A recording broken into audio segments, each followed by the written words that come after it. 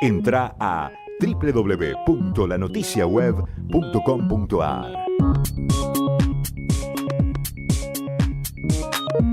www.lanoticiaweb.com.ar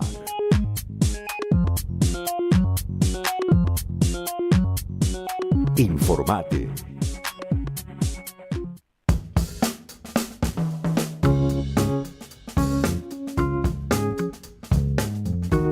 Muy bien, tenemos mucha gente atenta porque tenemos la posibilidad de saludar al intendente de San Martín, Fernando Moreira, que ha venido hasta acá incluso con este día. No es que San Martín quede muy lejos, pero nosotros estamos en Urquiza, así que le agradecemos. Fernando, ¿cómo estás? ¿Cómo te va, Eduardo? Gracias por invitarnos. Bueno, el intendente no es candidato, pero la campaña al hombro, ¿no? Defendiendo la gestión y planteando lo que se pone en juego el próximo 7 de septiembre. Hay que decir, Fernando, que todavía mucha gente no termina de entender el desdoblamiento, porque el cierre de listas mezclado con la elección que ya está, la campaña en marcha, armó un quilombo tremendo, ¿no? Dos elecciones casi en simultáneo, una detrás de la otra. Sí, obviamente es raro. Es cierto que hay desinformación en general. Tal vez es una suerte porque estos líos del nuevo cierre y qué sé yo, tal vez no es tan conocido por todo el mundo. Lo que sí es cierto es que hay una modalidad distinta, el desdoblamiento en la provincia, se eligen categorías legislativas provinciales y locales, y todavía hay un clima frío con respecto a la elección. Creo que está empezando a conocerse un poco más. No falta tanto, Y faltan 20 días, 19 hoy, sí. y los últimos 10 días, una semana, creo que eso va a poder permear. Sí, va a poder permear. De todas formas, también es una elección particular, porque es una época particular donde la participación de la gente disminuyó mucho. Uh-huh. En todas las elecciones anteriores, en Ciudad de Buenos Aires, en algunas provincias. Ya venía bajando post pandemia todo ese. Sí, pero después en el 2023 se recuperó una participación más o menos de niveles históricos, y en el proceso de este año hubo muy baja participación. Imaginamos que no va a ser distinto en la provincia de Buenos Aires, aunque esperemos, ojalá que cambie. Yo tengo la sensación, el que está recorriendo la calle todo el tiempo sos vos, pero a mí me parece que en algún punto el bonaerense tiene ganas de expresarse. Sí, ¿no? Es probable, ojalá sí sea, ¿no? Porque siempre la participación, nosotros alentamos que la gente se exprese, que participe, que vote, que decida.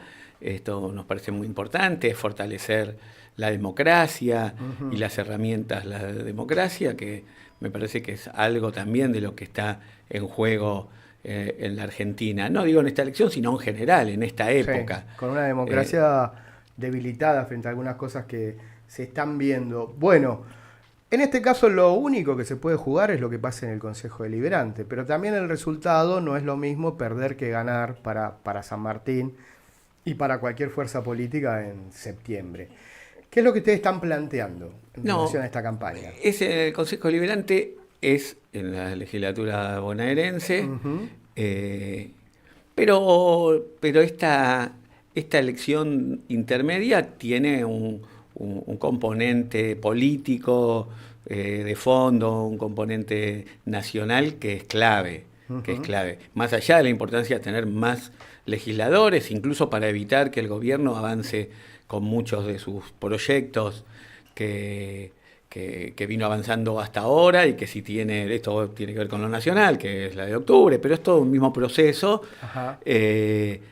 para poder también poner un freno en el Congreso. Porque lo que nosotros pensamos, lo que nosotros creemos, que esto que está llevando adelante el gobierno nacional, las políticas del gobierno nacional ya están causando mucho daño en términos generales y en términos particulares. Te escuchaba hablando con los vecinos en algún momento, o en algún reel o clip que pude ver en tus redes, que el gobierno de Milei no tiene mucho bueno para mostrar, más allá de lo que se hable de la inflación, y sobre todo en relación a lo que ha podido aportar para San Martín en este caso, estamos hablando de Sí. eso, más que haber ayudado o aportado, ha sacado, ¿no? En todos lados, absolutamente en todos lados, pero solo podemos contar la experiencia directa en San Martín. Recorramos el espacio que recorramos, el sector que visitemos, las personas con las que hayamos hablado, a todas les fue peor. El que tenía laburo y no lo tiene, obviamente. El que mantiene el trabajo gana menos, la plata le alcanza menos, para compensar tiene que trabajar más horas, Sí. esto se verifica. Al empresario pyme, que en San Martín es una de las claves, es el corazón de nuestra ciudad, bueno, claramente le va peor porque hay una política económica que promueve una recesión enorme, con el único objetivo de mantener baja la inflación. Ahora esto de las tasas, que tiene el mismo objetivo, una recesión que deprime el consumo, hoy nadie consume, entonces Pero las nadie pymes están consume, complicadas, pero- abren la importación, con Claro. lo cual compite peor todavía con los productos nacionales. Bueno, un combo negativo por donde los miremos, aumenta la desocupación, las demandas sociales, vemos lo que pasa con los jubilados, vemos lo que pasa con los sectores de la cultura, de la educación, por otro lado la motosierra que va destruyendo los espacios de salud, como en el Garrahan, ¿no? Como las universidades nacionales. Esa es la mirada que tiene este gobierno con políticas claves como la política con la educación pública o la salud pública. Te interrumpí antes. La porque obra pública, y ahora podemos hablamos seguir. de obra pública porque por eso le estuvimos escuchando al gobernador al inicio del programa, pero decía que hay comerciantes que comentan que puede pasar horas sin que entre nadie a hacer una compra, por ejemplo en la peatonal Belgrano, por ejemplo en los centros comerciales, que en general, con épocas malas y buenas, tienen un movimiento. O sea que es una recesión donde la gente cuida muchísimo el bolsillo o no tiene directamente, ¿no? Sí, no tiene, cuida el bolsillo, no le alcanza, obviamente, entonces administra los recursos con Claro. mucho cuidado, y eso se observa además en todos los sectores, en los sectores más populares, en los sectores de clase media, el ajuste es para todos, incluso en los sectores de consumo de los sectores más pudientes. Todos están ajustando, cada uno a su nivel. Y lo que se recauda, lo que tenés que administrar, no hay forma de compararlo con años atrás, ¿no? Porque No, la tasa por- baja de seguridad y higiene, baja también la tasa del ABL, ¿no? Como que no se recauda tanto. No se recauda porque una economía deprimida como esta, la tasa de seguridad y higiene, que es el principal recurso del municipio, tiene que ver con la actividad económica, tiene que ver Total. con la facturación de las empresas, de los comercios y las industrias. Eso cayó en términos reales alrededor del 10%, que es muchísimo. Es muchísimo. Es muchísimo, y que por supuesto también eso afecta a la coparticipación en general, porque tiene que ver Claro. con la economía nacional. La coparticipación también se redujo. Bueno, los recursos son claramente menos, el municipio puede hacer mucho menos, además aumentan las demandas sociales. El gobierno nacional se retiró de todas las políticas sociales y sanitarias, esto se ve todos los días. Retrayendo un montón de planes, ¿no? Porque básicamente Sí, había programas. y programas de salud, pero como el Remediar, donde hay cada vez menos medicamentos en los centros de salud, o lo de ayuda social en general, los programas alimentarios. Hay que hacer acá, porque se habla de los medicamentos de los jubilados, y por supuesto que es una barbaridad que se los hayan sacado o cambiando los porcentajes, pero el Remediar, que es para la gente humilde, también facilitaba el libre acceso de estos medicamentos que la gente no puede comprar, ¿no? Sí, claro, eso es tremendo, porque bueno, ¿no? Los medicamentos es un bien que es indispensable para el que lo necesita. Sin embargo, se lo cuentan ahí de la industria farmacéutica y de cómo se ve reducida la cantidad de medicamentos esenciales per cápita, ¿no? Con lo cual eso... ¿Y vos qué pensás que puede pasar cuando hay una campaña con un dólar barato? Porque en general pareciera que en Argentina, por el reflejo de la convertibilidad, mientras haya un dólar barato, la gente piensa como que la economía puede encaminarse. No, Marcando las distancias, que todo ahora es mucho más brutal y los procesos económicos son más rápidos que hace 30 años atrás, ¿no? El problema es el poder adquisitivo de la gente. La realidad, finalmente, es el poder adquisitivo Claro. de la gente. Y uno la cuenta que hace, no es si es el dólar es barato, si el dólar es caro, eso puede ser la consecuencia de algo, pero hoy, o la causa de algo, pero después la gente mira el bolsillo. ¿Me alcanza o no me alcanza la plata? ¿Me alcanza más o me alcanza menos? Tengo el mismo trabajo, hago el mismo esfuerzo, y la recompensa en la práctica es menor. Eso es lo que en definitiva marca el temperamento de la gente, la sensación de la gente. Y eso está peor. Alguien puede imaginar, y con honestidad absolutamente, que bueno, que esta es una etapa de ajuste, una etapa de dificultades, una etapa donde dicen, che, bueno, hay problemas, tenemos que acomodar las cuentas, Claro. pero una vez que pasemos esta etapa vamos a estar mejor. Bueno, no es lo que propone este gobierno. No es de los típicos ajustes donde decían hay que pasar el invierno Sí. o el segundo semestre, como había una expectativa donde iba Hay a luz al cambiar. final del túnel, no Claro. la hubo, ¿no? Hoy eso no es, porque acá hay una mirada ideológica muy fuerte que realmente no cree en el Estado. El presidente es el que dice voy a destruir el Estado desde adentro, soy el topo que va a destruir el Estado. Eso es destruir la educación, como hacen con las universidades nacionales, o la salud, como hacen con el Garrahan. Esos son los ámbitos que tienen, que son nacionales, con los cuales son los que puede administrar el gobierno nacional. No puede entrar en San Martín ni a las escuelas de San Martín, ni al Hospital Thompson, ni al Hospital Eva Perón, porque son o provinciales o municipales. Me quiero detener ahí con el tema de los Por eso, hospitales. esto último, Sí, por eso sí. la clave de esta elección también nosotros decimos frenemos a Milei ahora, que la motosierra no entre ni en San Martín ni en la provincia de Buenos Aires, porque bueno, esto nos va a afectar muchísimo peor. Ahora vamos a hablar de eso, lo que decía, que el candidato de la oposición más importante, que es el de La Libertad Avanza, el ingeniero Daniel Moyo, hace campaña con el tema del Thompson, pero a veces hablando de que el Thompson nunca se termina, como que ha tenido cantidad de fondos que nunca fueron aplicados, desde la época de Iboscus y pasando por Gabriel Catopodis y ahora vos.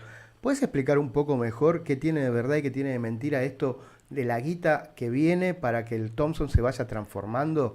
Y es muy fácil porque ese es un convenio nacional, ¿no? La financiación Claro. del Thompson es nacional. Y acá los ejemplos, avanzamos durante el primer tiempo que pudimos desde la gestión de Gabriel hasta el 2015. Hasta el 2015, donde del 2015 al 2019 los fondos nacionales dirigidos al programa de Thompson que estaba aprobado fueron cero. Cero. Cero. En la época de Macri y Vidal, cero. Cero. Sí. Entre el 19 y el 23 terminamos una etapa y media y nos falta ahora la última media etapa. Los fondos en esta etapa son cero. Otra vez. Otra vez. ¿Qué media etapa es la que queda ahora? No, tiene que ver con terminar una parte de la guardia, del sótano, o sea, del piso y de los diagnósticos por imágenes. Es un monstruo que ocupa... Estamos ahora intentando resolverlo a través de la provincia, ¿no? Bien, ahora, ahí voy con eso. Digo, pero que es un monstruo el Thompson que ocupa toda una manzana. Sí, claro, O sea, que estaba muy deteriorado, que no tenía inversión en muchos años, que el proyecto de reforma comenzó en la gestión de Ricardo Iboscus, sí. con el gobierno del Frente para la Victoria, el gobierno nacional, que era quien empezó a financiar. Sí. Entonces, al amigo Moyo, en todo caso, hay que contarle que para que termine tiene que haber un gobierno nacional comprometido con la obra pública. Bien. Porque Es además claro ese pasa título. algo muy paradójico, que no es el único. Che, ¿quieren obra pública o no quieren obra pública? El presidente le dijo obra pública cero. Sí, porque y cuando ahora después reclaman obra pública. reclaman obra pública haciendo campaña en la provincia. Nos hablan de las cloacas. Es raro. El presidente dijo, si quieren hacer cloaca, que se junten los vecinos, hagan una vaquita y construyanla. Porque obra pública cero, porque el gobierno no tiene que gastar en obra pública. Y después los mismos candidatos de esa fuerza política reclaman obra pública. Claro. Es un poco contradictorio, o por no decir muy contradictorio. El tema de impedir que Milei entre con la motosierra a San Martín, ¿qué cosas se podrían poner en juego a futuro respecto de una motosierra de Milei, de La Libertad Avanza, en una gestión como la tuya? Todo, absolutamente todo. Todo. Todo porque es una cuestión, para entender el pensamiento económico, ideológico de este gobierno, tenemos que pensar, por ejemplo, en la política de financiación de las personas con discapacidad. El representante del Instituto de Discapacidad les dijo a las familias, lo vimos ahora con la polémica con Yang, ¿no? Sí, Que les dijo que el Estado no tiene por qué hacerse cargo del tratamiento de una persona con discapacidad. El Estado no tiene la culpa que una familia haya tenido un hijo con discapacidad. Son cosas increíbles. Esa es la mirada. Sí, Entonces no es un problema fiscal. No le está diciendo, che, no podemos ahora porque estamos en un problema fiscal, pero cuando mejoremos vamos... No, ellos creen que el Estado no debe ocuparse independientemente de si hay plata o si no hay plata. Bueno, eso mismo piensan de la educación, de la salud, de la cultura.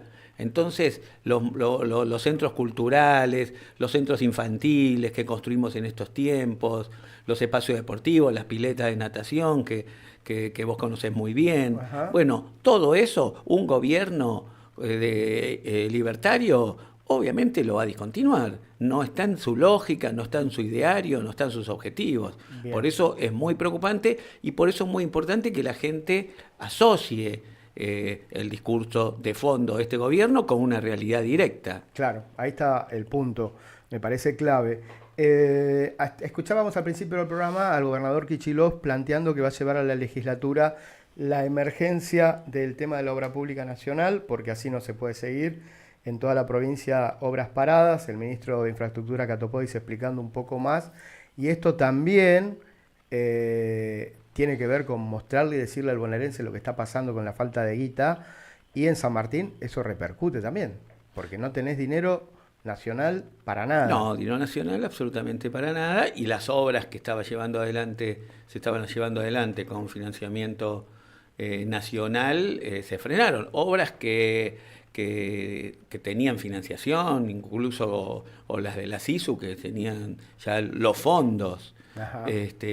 Y bueno, eso se paralizaron. Y hay algo, porque hace un rato te interrumpí, que vos puedas gestionar con provincia y que entonces, así como está ahora abandonado, pase a provincia. Bueno, me hablabas algo del Thompson. Sí, claro. Sí, estamos trabajando con la provincia, Ajá. con el Thompson, con el túnel de Pedriel, con Bien. obras muy Hay sintomáticas. licitaciones que tienen que darse Hay por procesos, terminadas y no lo hacen tampoco. los procesos de contratación para anularlos y poder avanzar con una obra, bueno, requieren de un... ¿Pero hay voluntad de del un- gobierno nacional o también es el perro del hortelano de que y ninguna de en las gran dos medida, cosas? en muchos casos son el perro del hortelano. Claro que para nosotros que somos grandes es una metáfora que tiene que ver con no come ni deja comer. Exactamente. O sea, porque si vos de golpe Lo de que conseguís... somos grandes corre por tu cuenta. Hace un rato empecé el programa con Sandro, que hoy cumpliría 80 años. Muy bien. Bueno, lo que digo es, ya que no me vas a dar dinero, déjame que yo me gestione el dinero por Sí, otro lado y que exactamente. entonces tengo que licitar una nueva obra, Exactamente. una nueva Sí, buscar concesión. financiación muchas veces, o justo con la provincia para poder licitar de la provincia. Claro. Algunas cosas se destrabaron, pero otras no, y es costoso. Bueno, en la lista, porque de eso estamos hablando, está Gabriel Catopodis encabezando la jurisdicción de la primera sección electoral para todo lo que es el votante que quiera hacerlo en la zona norte, noroeste y oeste. Por eso va a aparecer Catopodis en la lista. Y Marcos Vilaplana encabezando una lista de unidad, que es el presidente del Colegio de Abogados. ¿Por qué lo invitaste a encabezar la lista? Bueno, lo nombraste, lo nombraste como primero. O sea, ¿qué es lo que viste? Porque es la primera vez que él es candidato a algo. Funcionario tuyo hace un montón. Sí, bueno, Marcos obviamente es un funcionario importante de la gestión, pero además pues, es un abogado reconocido de nuestra ciudad, es el presidente del Colegio de Abogados desde hace muchos años, fue miembro del Consejo de la Magistratura de la provincia de Buenos Aires, representando justamente al Colegio de Abogados de la provincia de Buenos Aires, Pero al mismo tiempo es un hombre de la política y del peronismo de toda la vida. Sí. Nació en un barrio de San Martín, hijo de una militante peronista en los 80. Que fue presidente del Consejo que fue Escolar. presidente del Consejo Escolar. Nació en un barrio, en el barrio ahí del liceo, cerca del liceo. Sí. Recorrió la escuela pública, fue a la escuela de Estados Unidos, tuvo la suerte de poder estudiar en la Universidad de Buenos Aires, recibirse de abogado. Cuando me hablas del barrio, me hablas de los monoblogs de Ballester, y vos lo marcaste como algo icónico de que todavía podemos mostrar un ejemplo de ascenso social. Absolutamente. ¿No? Eso es lo que vos quisiste marcar Sí, también. sí. Miren la infancia de este candidato y cómo está ahora estudiando y laburando y comprometido. Y bueno, y hoy obviamente es un profesional importante que ocupa lugares clave dentro del colegiado de los propios Consejo de la Magistratura bonaerense también. Y bueno, un pibe de un barrio que gracias a la educación pública además pudo forjar una historia. Un ejemplo que se basa en esto, ¿no? En lo que nosotros pensamos como Estado, ¿no? Que el Estado debe garantizar derechos, debe generar oportunidades. Uh-huh. Esto es esencial. Bien. Porque cuando nos hablan de meritocracia, bueno, depende el esfuerzo está, Claro. pero tienen que estar las oportunidades. Claro. Son las dos cosas. No es que uno se opusiera a esta situación, pero sino generando las condiciones. Tiene ¿no? que estar, cuando existen las oportunidades, bueno, existen esos éxitos también, y además Marconi hoy entonces es una figura importante en esos sectores donde Fernando, te hago la última y tiene que ver con lo que se ha hablado en la militancia y demás, sobre todo los acuerdos nacionales del peronismo, como que a veces pareciera que las distintas orgas o sectores se hablan entre ellos. El cierre de listas fue muy fuerte en relación a que son las 12 de la noche y siguen sin ponerse de acuerdo, y en algún momento es ese plazo el que los obliga a ponerse de acuerdo, porque si no siguen y siguen y siguen. Digo, ¿no hay riesgo que la dirigencia peronista esté hablándole al ombligo y se están hablando entre ellos y están como descuidando, y no lo digo por vos, descuidando un poco la calle o lo que le está pasando a la persona de a pie, que la está pasando mal, ¿no? Sí, no hay duda de que el peronismo está en un proceso de debate interno, de discusión, probablemente de transformación, después de una gran derrota, porque tuvo una gran derrota, porque